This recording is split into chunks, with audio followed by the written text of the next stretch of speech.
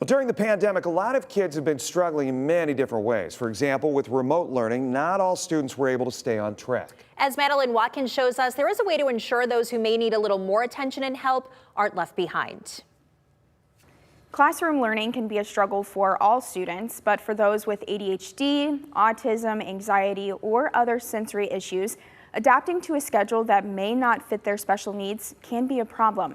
And if that's not addressed, those kids run the risk of losing any recent progress they've made. When the pandemic first hit, the struggle to create a remote learning environment was often harder for those teaching special education classes. For many of those children, how and where they learn is just as important as what they learn. All of our kids are struggling to learn online, right? I mean, it's a tough environment. But for kids with autism or any other kind of special needs, where they're used to having that support or that aid right there in the classroom, kind of helping them and guiding them and keeping them on task, I think it's especially hard to do that virtually. Catina Harding is the executive director of the Community Autism Program at ProMedica. She says for kids with special needs, consistency is vital.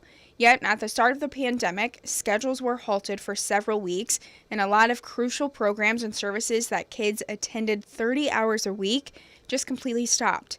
And in those that are up and running again, space is now at a premium. So in the space that we would normally be able to have, X amount of kids, we can now only maybe serve maybe a third of those amount because we have to, adequately keep everybody safe and keep them, spaced apart. Harding says the stalling of a child's developmental progress this last couple of years have been a real concern, and programs like theirs are doing what they can to help keep those kids from falling behind. The pandemic's been really hard for everyone, but those that have any kind of special needs, I think, feel more especially isolated. I think they struggle to get the services and supports that they're used to.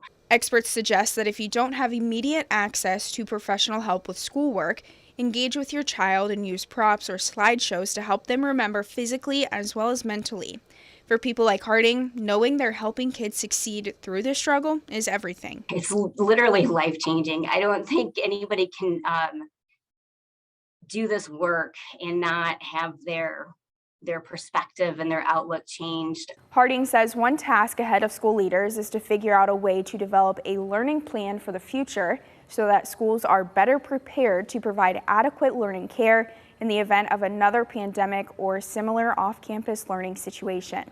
Reporting in studio, Madeline Watkins, WTOL 11.